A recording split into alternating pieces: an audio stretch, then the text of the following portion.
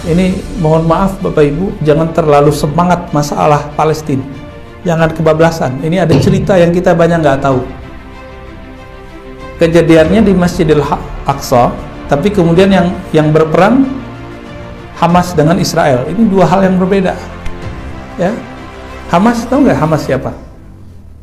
Nggak tahu kan? Kita taunya Palestina. Ini kabar agak pahit saya kasih tahu. Ya, karena kita kadang-kadang donasi, kita nggak tahu donasi ke siapa. Saya suka Bapak Ibu hobi donasi, tapi pastikan donasinya ke siapa. Karena saya pernah masuk ke Israel, itu kita masuk 7 kali diperiksa, nggak bisa bawa barang-barang. Maka pastikan kalau kita donasi ke lembaga yang diakui oleh pemerintah dan lewat jalur pemerintah, hanya itu satu-satunya jalur. Jadi tolong pengurus masjid jangan sampai harta-harta yang diberkahi Allah ini kemudian salah jalur. Dan itu sudah terjadi. Salah satu tokoh yang dihormati di Indonesia, ya, salah satu tokoh dakwah itu ngirim dana ke bukan Palestina, Israel Suriah. Yang nerima siapa? Kelompok teroris.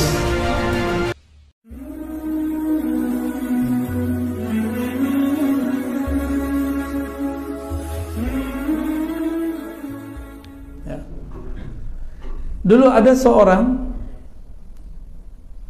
yang bernama Muhammad bin Idris yang kita sekarang kenal dengan Syafi'i. Beliau lahir tahun 150 Hijriah. Sekarang 1442 Hijriah. Lahir di Palestina, di Ramallah, yang sekarang baru gencatan senjata ya. Ini mohon maaf Bapak Ibu, jangan terlalu semangat masalah Palestina. Jangan kebablasan. Ini ada cerita yang kita banyak nggak tahu.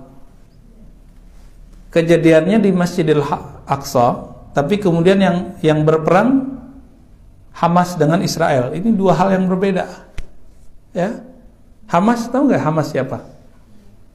Nggak tahu kan? Kita taunya Palestina. Ini kabar agak pahit saya kasih tahu. Ya, karena kita kadang-kadang donasi, kita nggak tahu donasi ke siapa. Saya suka Bapak Ibu hobi donasi, tapi pastikan donasinya ke siapa. Karena saya pernah masuk ke Israel, itu kita masuk 7 kali diperiksa, nggak bisa bawa barang-barang.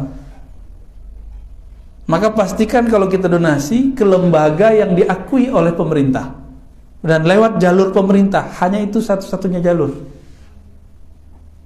Jadi tolong pengurus masjid jangan sampai harta-harta yang diberkahi Allah ini kemudian salah jalur. Dan itu sudah terjadi. Salah satu tokoh yang dihormati di Indonesia, ya, salah satu tokoh dakwah itu ngirim dana ke bukan Palestina, Israel Suriah. Yang nerima siapa? Kelompok teroris. Terkenal Pak. Itu karena beliau mungkin tidak tahu, nggak ditangkap. Kalau beliau sadar dan tahu, itu bisa diperkarakan masalah terorisme. Saya yakin mungkin beliau tidak tahu kali, mau bantu-bantu aja. Tapi yang nerima kelompok teroris. Ya kita berhusnuzon. Jadi di Suriah itu pertengkaran itu lebih dari 10 kelompok bersenjata. Nah, sampingnya Palestina. Ada satu kompleks, satu distrik jalan lah namanya Sheikh Jarrah. Itu nama kampung. Kampung Atua Jarrah gitu-gitulah ya namanya. Itu tanah konflik. Ya seharusnya ya orang Palestina nganggap itu milik Palestina, orang Israel nganggap sudah beli. Tapi suratnya nggak tahu. Nah, ini masih simpang siur. Maka diusirlah kawan-kawan kita, sahabat-sahabat kita dari kampung Sheikh Jarrah itu, dekat dari Masjidil Aqsa. Itu Masjidil Aqsa depannya yang jaga orang Israel, pintunya. Jadi Palestina itu nggak ada dalam peta mereka. Maka ada kelompok di Palestina yang kemudian membalas sikap Israel itu dengan cara yang sama, menghapus peta Israel dari kamus mereka. Kelompok ini disebut dengan Hamas. Hamas itu bukan di Yerusalem itu, tapi di daerah Gaza. Ya. Hamas itu dulu sempat berpolemik dengan presiden yang lama, Perdana Menteri presiden nyebutnya, Yasser Arafat, presiden ya. Ya. Ingat dulu Ibu, Yasser Arafat. Yasser Arafat ini ingin mencari titik temu yang menguntungkan bagi masyarakat Palestina. Dan menurut beliau setelah lama berjibaku dalam hal ini, jalurnya cuma damai. Tapi kelompok Hamas menolak. Karena bagi Hamas, siapapun yang berdamai dengan Israel berarti dia antek Israel. Nah, ini logikanya sudah nggak nyambung. Jadi kita pro simpati dengan masyarakat Palestina, bukan berarti kita pro dengan sikap-sikap yang dilakukan oleh Hamas.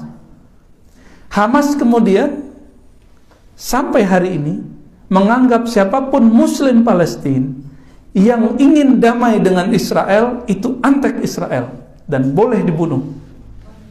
Nah, itu masalahnya. Pahit nggak kalau udah tahu? Kalau udah mengerti begini, kita jadi bingung mau donasi. Udah pernah ke Palestina, Pak? Ya? Rencana? Udah nggak bisa, Pak. Udah nggak bisa. Nunggu perang akhir zaman dulu kali.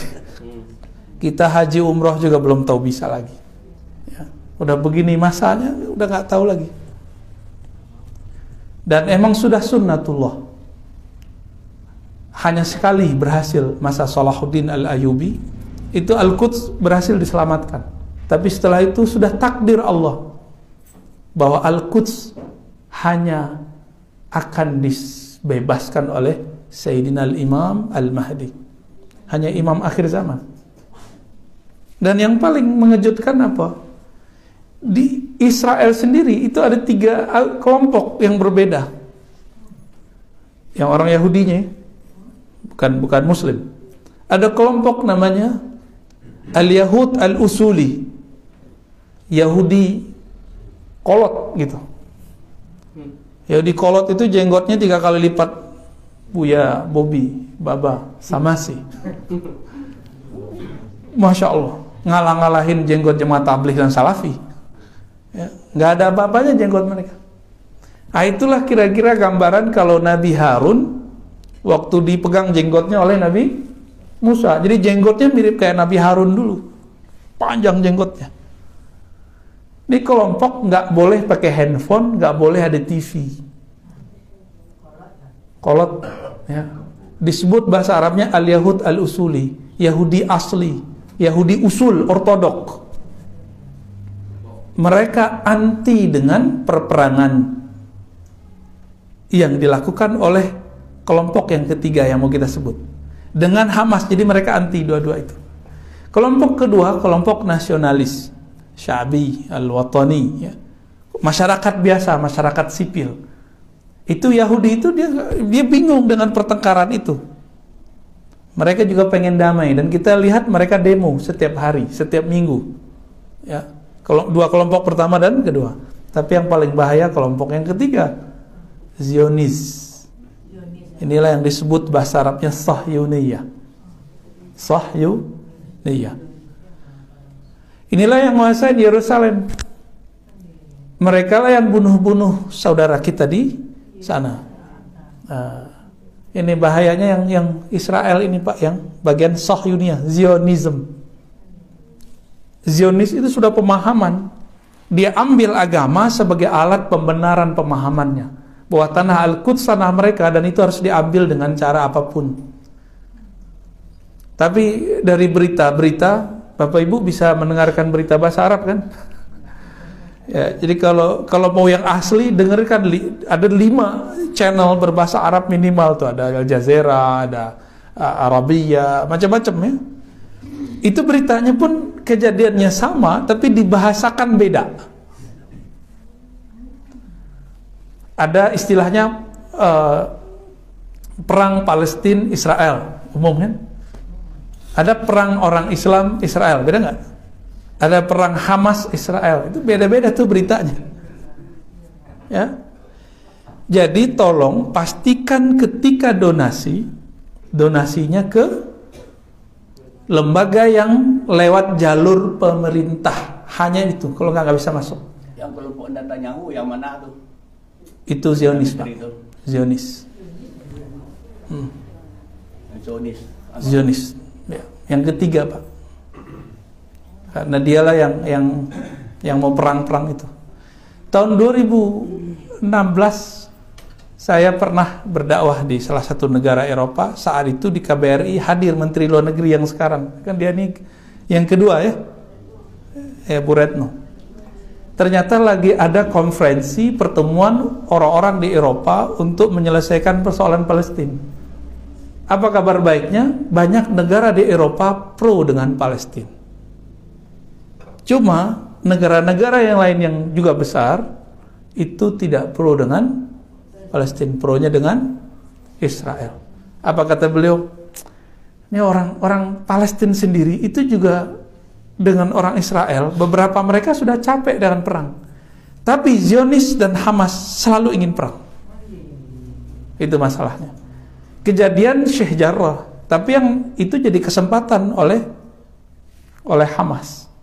Nah, Hamas itu kalau bahasa presiden yang lama Gus Dur, itu berkhianat kepada Yasser Arafat. Diajak untuk berunding, mereka nggak mau. Maka sampai hari ini, mohon maaf, ini kabar pahit yang saya mau ceritakan. Ya, mungkin teman-teman aktivis pada kaget juga. Mungkin nggak sepakat, nggak masalah. Tapi itu kabar valid yang saya dapatkan. Hamas itu alirannya ke Ikhwal Muslimin, tapi yang keras. Ya, yang berkelompok, yang bersenjata. Yang mana dulu Ikhwal Muslimin yang asli, yaitu Syekh Hasan Al-Banna, tidak memperkenankan itu. Mereka menganggap siapapun yang berbeda dengan pemahaman mereka itu, yaitu antek Israel. Jadi bagi dia Yasser Arafat antek Israel. Sepakat nggak Bapak Ibu? Jadi mereka kasih judul Yasser Arafat Al-Khain, pengkhianat. Begitu cara berpikirnya. Nah, Imam Syafi'i lahir di daerah itu, salah satu wilayah namanya Ramallah. Apa nama tempatnya? Ramallah. Ya. Imam Syafi'i kemudian dibawa oleh ibunya dan beliau sudah menjadi yatim.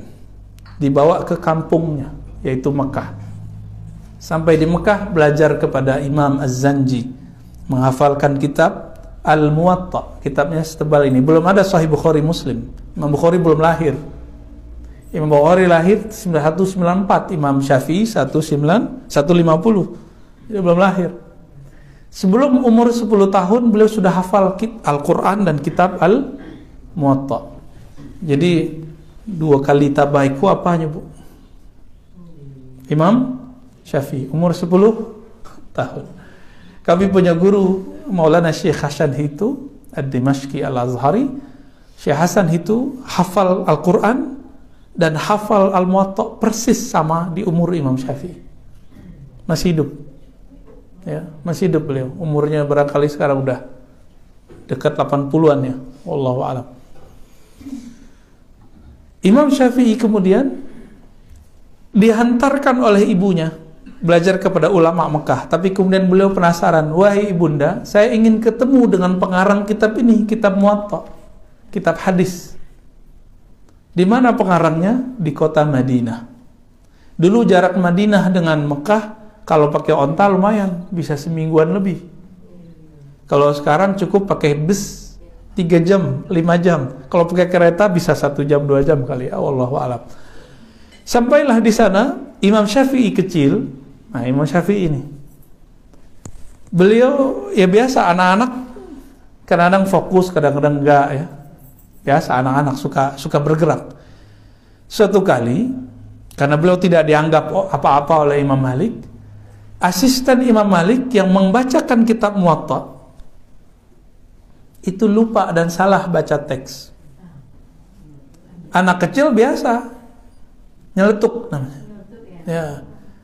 Dibacakanlah dan disempurnakanlah bacaan yang ketinggalan oleh asisten Imam Malik. Imam Malik kaget, loh, anak ini hafal. Besok-besok kalau asistennya nggak ada, Imam Syafi'i yang disuruh membaca. 2 tahun belajar di sana, Imam Syafi'i langsung boleh berfatwa, boleh ngajar. 12 tahun umurnya. Bab tentang puasa. Di saat beliau bulan puasa, Ada air di depan, beliau bawa air. Orang-orang puasa, beliau minum. Ditanyalah sama muridnya. Muridnya sudah gede-gede. Ya, udah jenggotan, beliau belum jenggotan. Udah kumisan. Apa kata muridnya? Muhammad bin Idris, ente kok minum? Ini bulan puasa. Apa jawaban beliau? Saya belum balik. Saya belum wajib puasa. Kecil tapi cerdas. Banyak akal. Itulah Muhammad bin Idris Syafi'i. Imam Muhammad bin Idris Syafi'i kemudian setelah sekian tahun menimba ilmu dari Imam Malik, kemudian beliau merantau ke Baghdad, cari guru. Ya.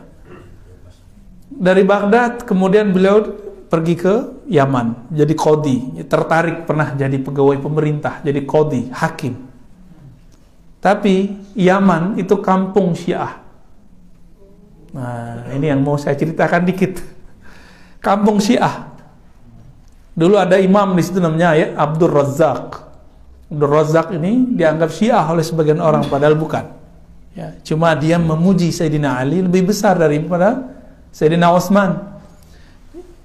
Jadi dulu ulama-ulama itu berbeda pendapat, lebih mulia Ali atau Utsman. Bagi Abdul Razak lebih mulia Ali. Itu perbedaannya begitu. Maka dituduhlah Imam Syafi'i ini berkomplot dengan kelompok Syiah. Diadililah oleh Harun ar-Rasyid. Karena Imam Syafi'i sudah banyak akal dari ketek. Ketemu, beliau langsung baca, Assalamualaikum ya Amirul Mukminin. Salam atas engkau wahai Tuan pemimpin kami. Dijawab, Waalaikumsalam. Assalamualaikum artinya apa? Selamat. Harun ar-Rasyid kemudian mulai eksekusi, interogasi. Muhammad bin Idris, katanya ente begini, itu saja semua. Apa kata beliau? Wahai Amirul Mukminin, bukankah engkau baru menjawab salamku? Jika engkau menjawab salamku, maka tunaikanlah salamku itu. Buka dulu borgolnya. Ya, dulu dirantai. Dibukalah rantainya. Harun ar-Rasyid kemudian curiga. Ini orang kayaknya bukan orang biasa ini. Nah, ditanyalah, dicek. Mahwal Quran. Apa itu Quran, hai Muhammad bin Idris Syafi'i? Imam Syafi'i nanya balik. Quran itu banyak sisi yang bisa dibaca. Kamu mau bagian yang mana? Ada umum, ada khusus, ada mutlak, ada muqayyad. Ada nasikh, ada mansukh. Harun ar-Rasyid tambah bingung. Akhirnya ngaji. Dibuka lagi berantai bagian kaki. Dikasih duduk, dikasih minum. Nggak jadi dihukum. Malah Harun ar-Rasyid jadi santri. Diminta oleh Harun ar-Rasyid, tolong engkau tinggal di sini, kita mau berguru. Berarti salah info. Jadi dari dulu, baik ulama ataupun umara, pemerintah, itu kena hoax tuh sering. Ya, kena hoax, berita palsu. Ini pemerintah dapat berita palsu, si anu bersekongkol, ternyata nggak benar, karena ketakutan. Nah, ya. Sekarang mungkin begitu terjadi lagi. Di masa-masa tersebut ada seorang imam, bahkan sebelum Imam Syafi'i, ya, namanya Hamad bin Salamah, Hamad bin Zaid. Saya sering cerita ini di luar. Ya. Hamad bin Zaid tinggal di Basrah. Dia mendengar seorang imam namanya Abu Hanifah membolehkan zakat fitrah bukan dengan makanan pokok, tapi dengan yang senilai. Menurut Imam Hamad, itu dianggap melanggar hadis. Karena berita yang sampai kepada beliau, orang mengatakan Abu Hanifah membuat agama baru. Zakatnya tidak perlu pakai makanan pokok, cukup dengan yang senilai. Kabar begitu nyampai ke telinga Imam Ahmad apa? Oh, Abu Hanifah membuat agama baru. Ini beda nggak? Kejadiannya beliau membolehkan dengan yang senilai dengan beras atau gandum atau kurma, bukan buat agama baru. Tapi kabar yang berkembang buat agama baru. Itu selevel ulama Imam Hamad bin Zaid bisa kena. Apalagi orang awam. Enggak. Jadi jika ulama yang alim umara yang punya intel itu bisa terjebak hoax, apalagi masyarakat. Maka kami berharap ya para tuanku, para buya, para masyayikh, para ustadz, tolong sajikan kepada umat berita-berita yang sahih, yang dicek dulu. Jangan dikhutbahkan baru dapat di WA khutbahkan ya. Di negeri kita ada orang baru dapat berita dari Madinah, ada calon Imam Mahdi lewat WA, langsung diceramahkan, dijadikan bahan ceramah. Itu gimana ceritanya? Masa Imam Mahdi diketahui lewat WA? Ya. Imam Mahdi itu imam akhir zaman.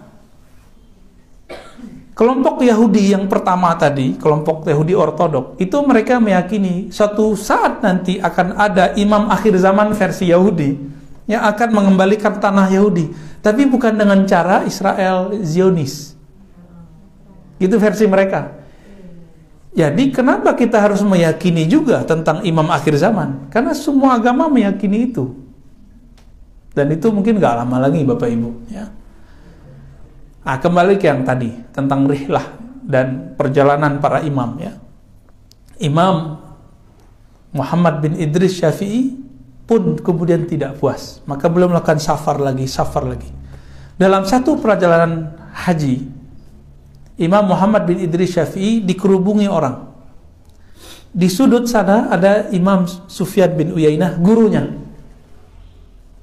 Sufyan bin Uyainah, cuma umurnya panjang, wafat tahun 197 Hijriah lebih kurang. Sufyan bin Uyainah ini teman gurunya Imam Malik.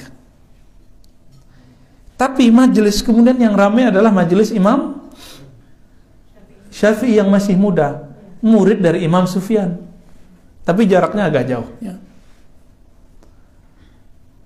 Saat itu ada imam yang muda namanya Ahmad bin Hambal, pendiri mazhab Hanbali belakangan. Panggilan beliau Abu Abdullah Ahmad bin Hambal. Abu Abdullah Ahmad bin Hambal ini biasanya hadir di majelis Imam Sufyan, ngaji di majelis di surau beliau. Tapi saat ini enggak. Beliau datang meninggalkan majelis Imam Sufyan lalu pindah ke majelis Imam Syafi'i. Sebab Imam Syafi'i tidak lama di wilayah itu. Ditegur di tengah jalan oleh kawannya. Tidak disebutkan di beberapa kitab, tapi di kitab lain ada indikasi, yaitu temannya sendiri namanya Ishaq bin Rahawai, guru juga dari Imam Bukhari. Ishaq bin Rahawai. Imam Ishaq bin Rahawai ini kemudian negur Imam Ahmad, Ahmad, untuk apa engkau datang ke anak muda bocah baru ngerti agama itu, tapi meninggalkan majelis guru kita yang tua Imam Sufyan? Nah, jadi ada bahasa-bahasa begitu. Apa jawaban Imam Ahmad bin Hambal? Wahai sahabatku, seandainya aku ketinggalan majelis Imam Sufyan, aku bisa menanyakan hafalan hadis beliau kepada engkau. Tapi kalau aku ketinggalan majelis Imam Syafi'i, dia membahas isi hadis, maka aku tidak akan mendapatkannya sampai nanti. Lau fatani aqlu hadzal fata, ya. Seandainya aku luput dari ilmu anak muda yang kamu sebut itu, aku tidak akan dapat lagi selama-lamanya. Maka Imam Ahmad hanya ngaji nggak nyampe setahun, cuma 6 bulanan ke Imam Syafi'i. Tapi habis itu beliau langsung bisa buat mazhab sendiri. Luar biasa nggak tuh? Jadi guru yang luar biasa, murid yang luar biasa, jadinya sebuah pemahaman yang juga luar biasa. Ya. Tapi mereka kemudian memilih berguru yang tepat. Maka Bapak Ibu, tolong kalau anaknya mau berguru, carikan tempat yang tepat. Ya. Al-isnad minad din. Kata Imam Ibn Mubarak, sahabat Imam Malik, bersanad berguru bagian dari separuh agama. Jadi kenapa hari ini rusak cara beragama kita? Bahkan di negeri kita, Minangkabau, itu terjadi kemerosotan. Kita orang-orang yang masih bernostalgia dengan masa-masa lalu. Ya mohon maaf ya Bapak Ibu ya. Benar nggak? Nostalgia. Oh dulu ada Syekh Sulaiman Rasuli. Iya dulu. Dulu ada Syekh Jamil Jauh. Siapa muridnya Syekh Mudawali tadi? Abu Syamah. Ya. Syekh Abu Syamah. Tahu Ibu Abu Syamah Bu? Nggak dengar ya? Yang punya madrasah di sini dulu, ya? Nggak ngerti ya sebagian besar. Ya? Bapak ada yang tahu ya? Alhamdulillah. Alhamdulillah berarti ya tahu Pak ya. Darussalam. Oh kalau Darussalam biasanya jalur-jalur Aceh itu ya. Aceh. Tapi beliau belajar juga ke Syekh Jamil Jauh, guru dari guru yang di Aceh itu, Syekh Mudawali namanya. Ya. Kita bernostalgia dengan itu. Dulu ada Haji Rasul, ayah Buya Hamka. Ya. Itu pengajian semua dengan Syekh Jamil Jauh. Ini nih, saya kasih nama nih orangnya. Syekh Abdul Karim Amrullah atau Haji Rasul itu ngaji sama-sama dengan Syekh Jamil Jauh. Ngaji sama-sama dengan Syekh Sulaiman Rasuli, Syekh Abdul Wahid Salihi dari Payakumbuh, Syekh Abdullah Ahmad di Padang ya. Termasuk Syekh Khatib Ali dari Solo Selatan. Itu mereka ngaji dulu ke Mekah Madinah. Pulang-pulang terjadilah kebangkitan Islam di negeri kita.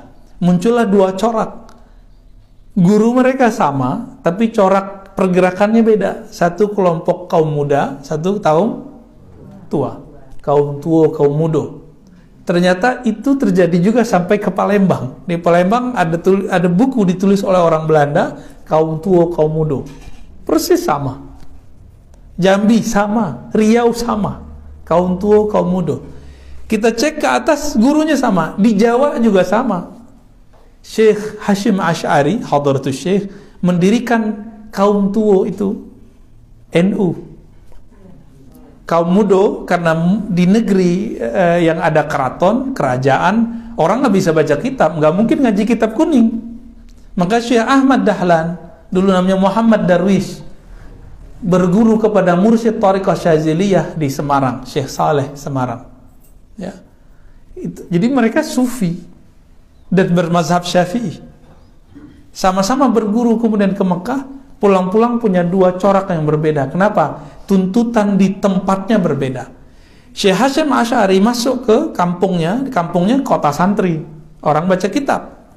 Di sana orang nggak nanya dalil, kitabnya mana gitu.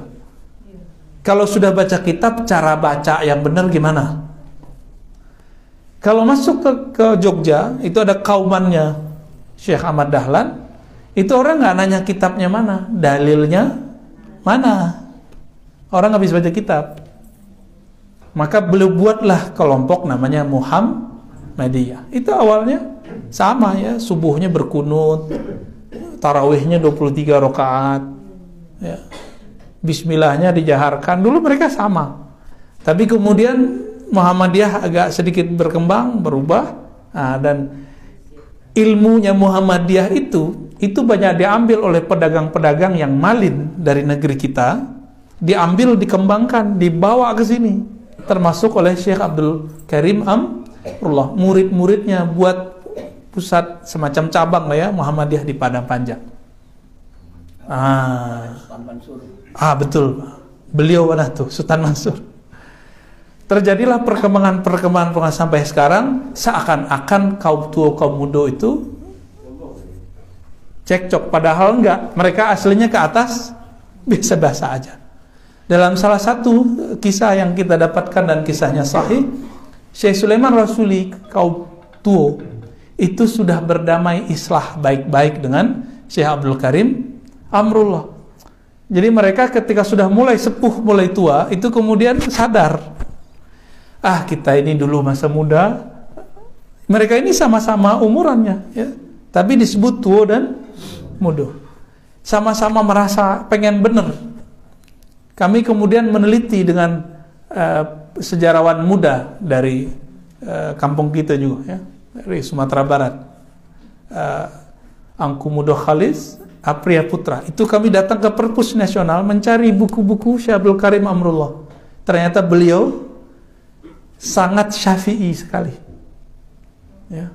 Jadi yang membawa Muhammadiyah ke sini itu sangat syafi'iyah sekali. Bukunya Suluh Bendang dalam Negari kalau nggak salah ya, itu tulisan Arab Jawi, Arab Melayu. Itu isinya dari kitabnya Anatut Talibin, dari kitab Fathul Mu'id. dari Matan Zubat. Beliau kemudian mengkritisi praktek yang pernah ada di Muhammadiyah dulu.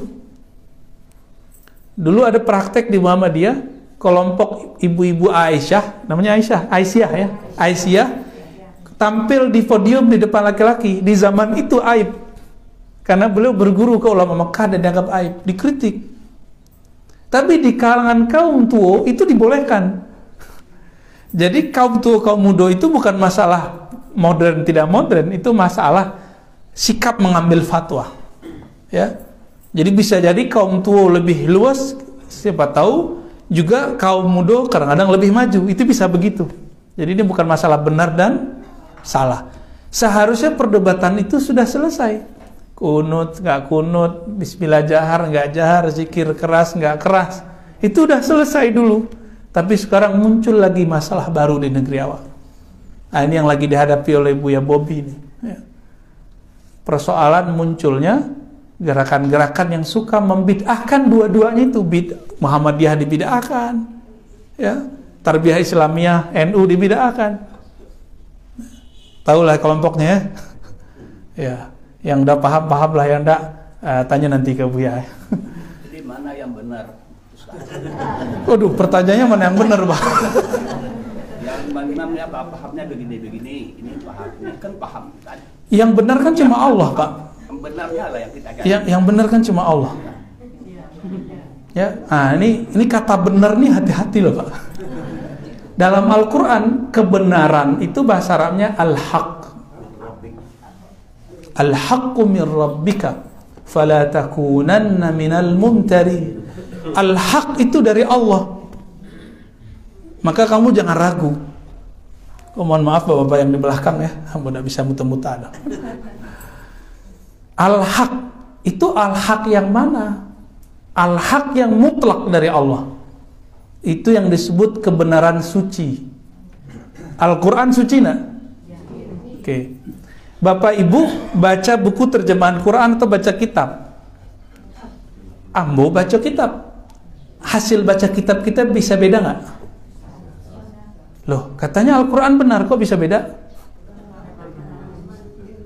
Karena kemampuan Bapak Ibu, mungkin Bapak Ibu sudah ngaji 30 tahun, saya baru 5 tahun misalnya. Bisa beda nggak? Bisa beda. Maka benar yang itu bukan disebut al-haq, disebut as-sawab.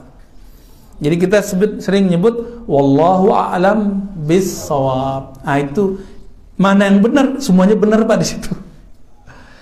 Imam Syafi'i benar, Imam Ahmad benar, Imam Malik benar, Syekh Sulaiman Rasuli benar Pak, Syekh Abdul Karim Amrullah Haji Rasul benar. Tapi benarnya as-sawab. Sawab itu bahasa Arab.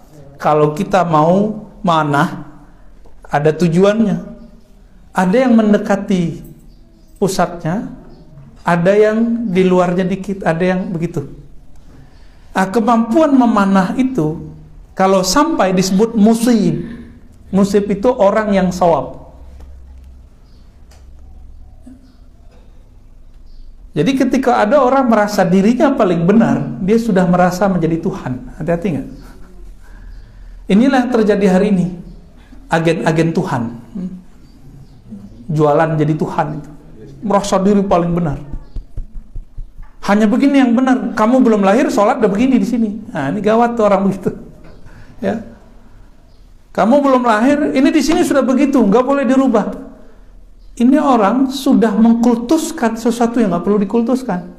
Katanya Islam terbuka, tapi kok dia saklek? Kok jumud? Tahu jumud? Kaku.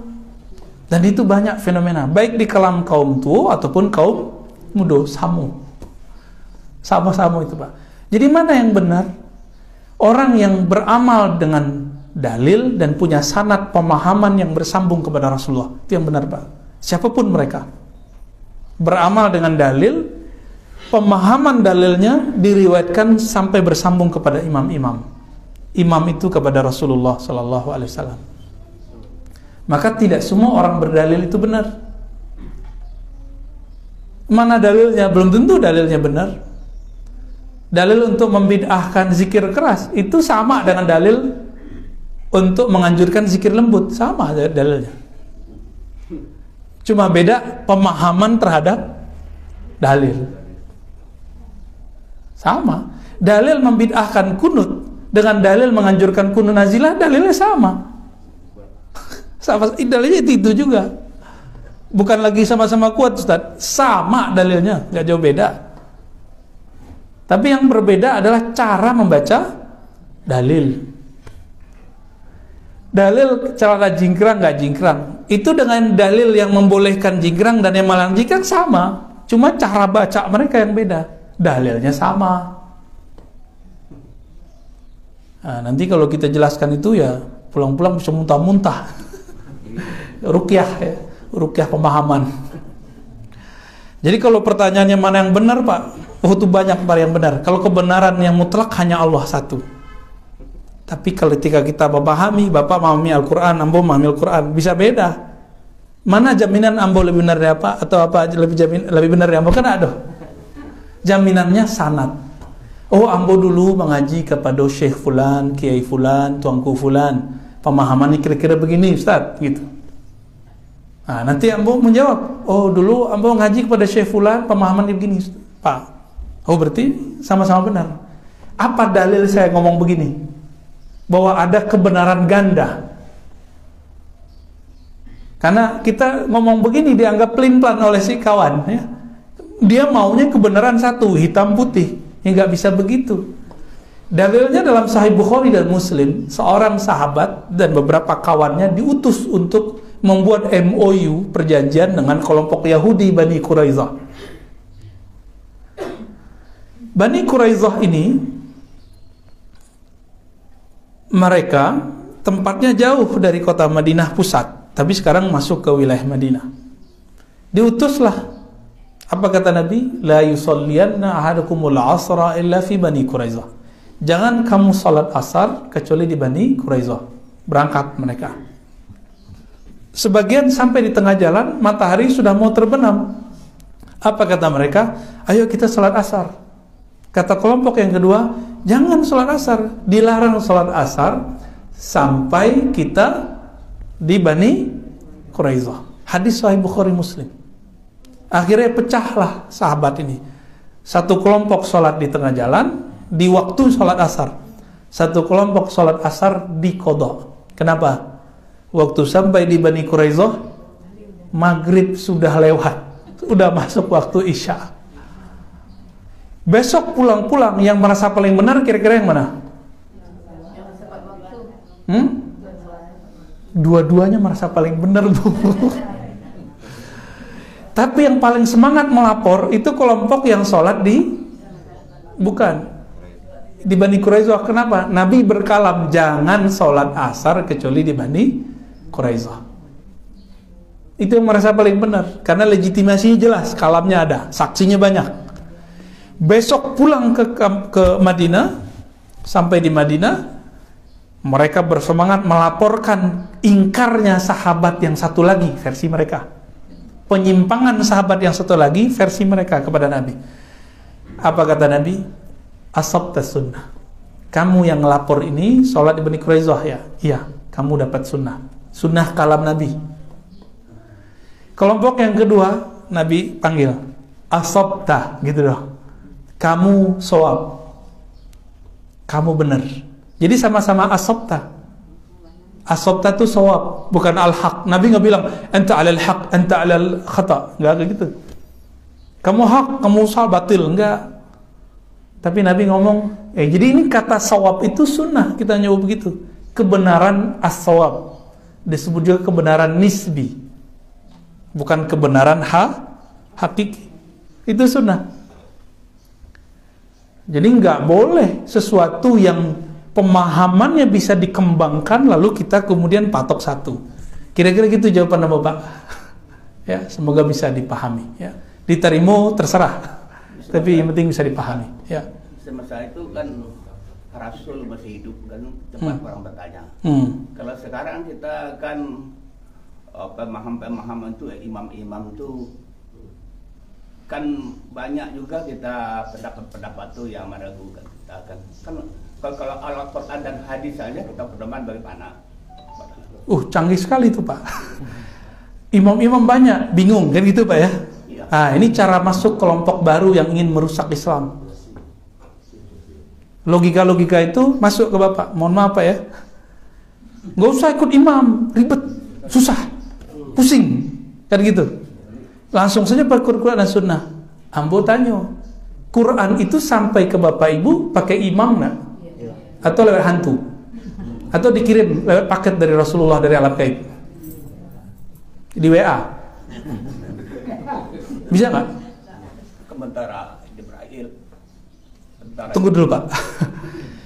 Hadis Sahih Bukhari. Imam Bukhari itu ketemu Nabi nggak Pak? Imam Bukhari lahir tadi tahun 194. Beliau untuk dapat hadis Nabi harus berguru ke 1.700 orang. Harus pusing dulu beliau Pak. Masa kita nggak mau pusing? Kalau emang Bapak nggak mau pusing, ikut mazhab. Cukup satu mazhab. Kalau kami enggak, kami bisa setiap hari itu pindah-pindah mazhab Bapak Ibu. Ini rahasia yang jarang saya ceritain ini. Saya tiap hari pindah-pindah mazhab dan itu boleh. Karena saya tahu dalilnya. Dan itu yang dikatakan oleh Syekh Ahmad Khatib Al-Minangkabawi. Tapi manhaj saya masih manhaj Imam Syafi'i. Gitu. Pindah-pindah kaul aja, kaulnya pindah. Kalam-kalamnya kita ambil, kadang yang ini, kadang yang itu. Cuma itu untuk diri saya sendiri, saya nggak boleh ajarkan ke orang lain. Ya, bisa pecah nanti di masjid. Ya. Jadi imam yang kita anggap langsung saja ke Quran dan Sunnah. Loh, yang mengajarkan Sunnah, yang punya kitab Sunnah itu berguru Pak, dan dia berguru kepada imam-imam mazhab. Terus kita mengatakan nggak usah ikut imam.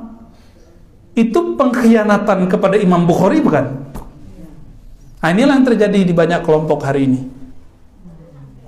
Jadi banyak kelompok hari ini langsung saja ke Quran dan Sunnah. Lah Qurannya lewat imam kok. Quran itu ada sanadnya nggak? Ada sanadnya. Ada silsilah gurunya Kak Teh.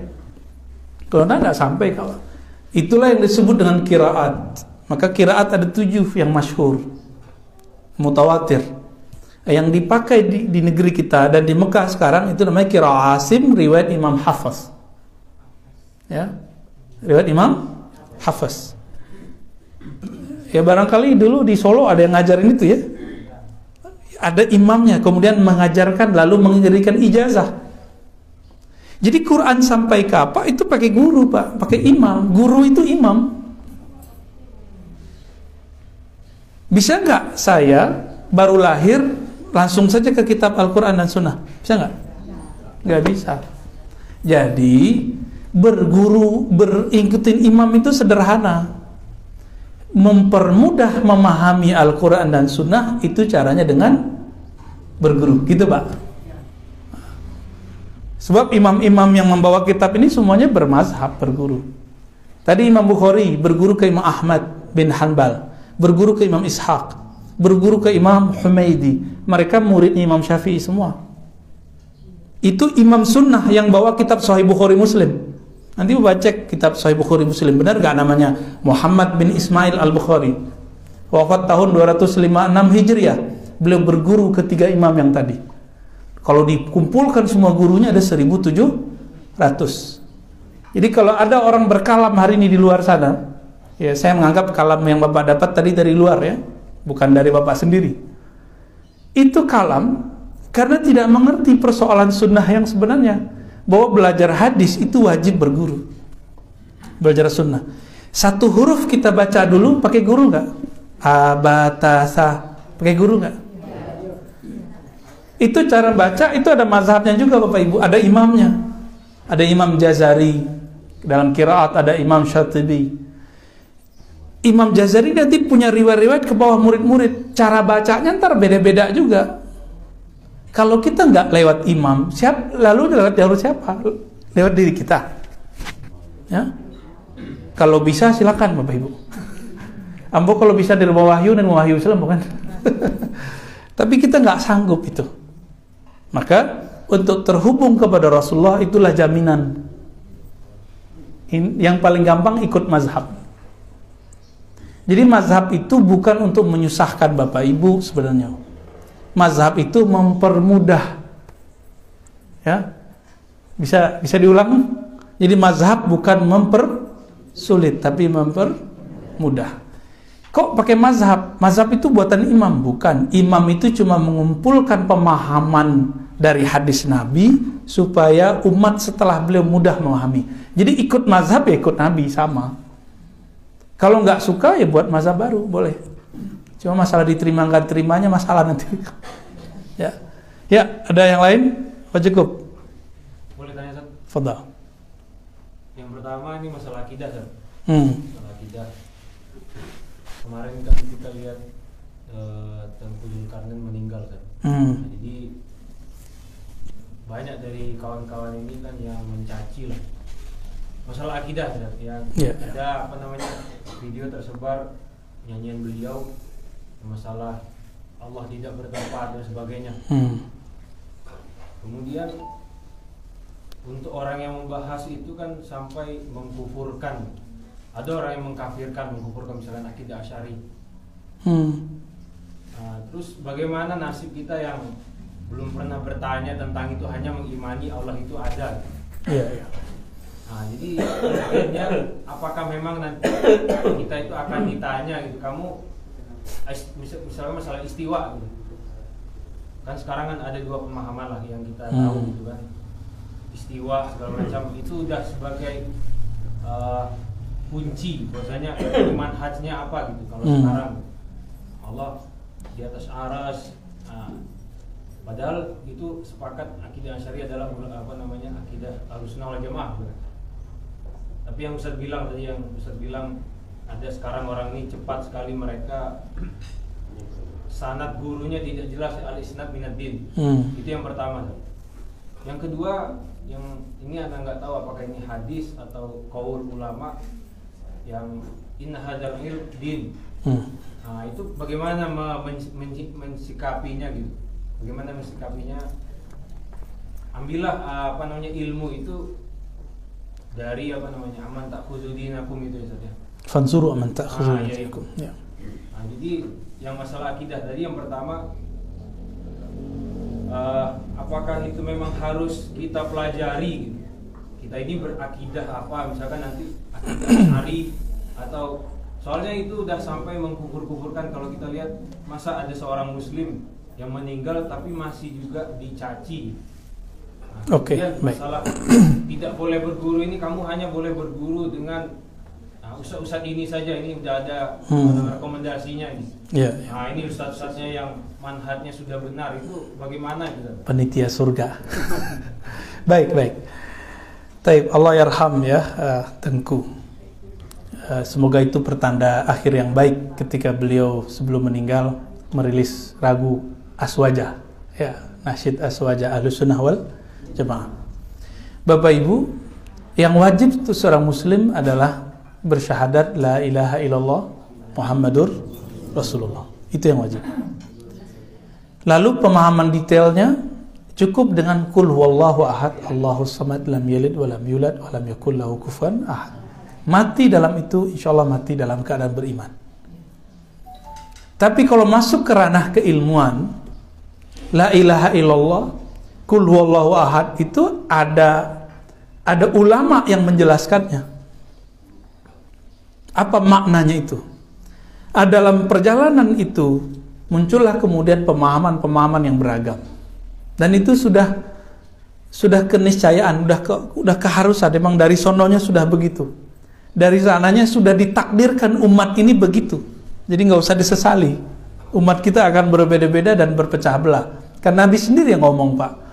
Sataftariku ummati ala 73 firqah.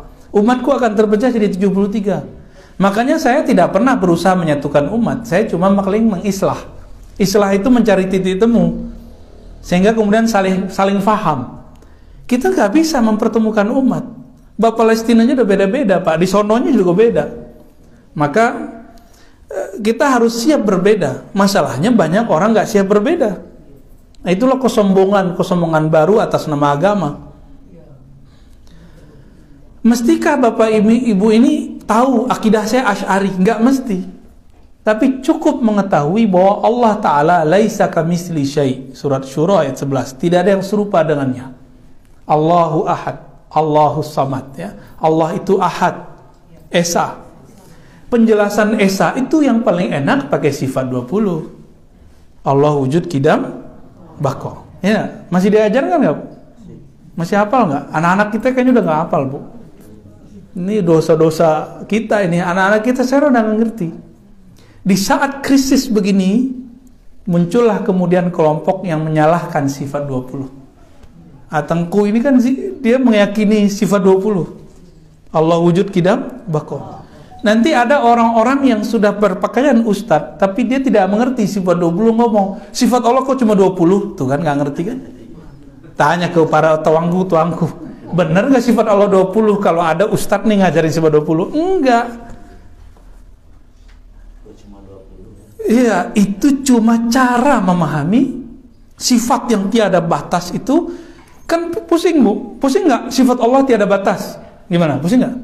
Nah, biar rumusannya nggak salah faham, ulama kita merumuskan menjadi sifat 20. Bahkan diringkas sifat 13. Kalau saya cukup itu aja. Allah Ahad, Allah Samad, selesai. Sama ayat yang terakhir, lam yakun lahu kufuwan, udah selesai. Itu udah mencakup sifat 20. Allah Ahad disebut tauhid ahadiyah atau tauhid huwiyah karena diawali dengan kul huwallahu ahad. Ahad itu artinya satu tunggal dan tidak bisa digambarkan. Dia tidak berdiri pada sesuatu yang lain. Zatnya tidak terdiri dari partikel-partikel. Ya. Banyak macam penjelasan ahad itu. Ada versi akidah, ada versi sufi. Nanti kami insya Allah di Surau di Payakumbu nanti bahas tentang ahad itu. Ada namanya kitab Tufal Mursalah Martabat 7. Ada pembahasan khusus versi sufi. Ada yang versi Asy'ariyah, akidah Asy'ariyah. Itu cuma versi-versi untuk memahami dengan kuat kul wallahu ahad itu gimana.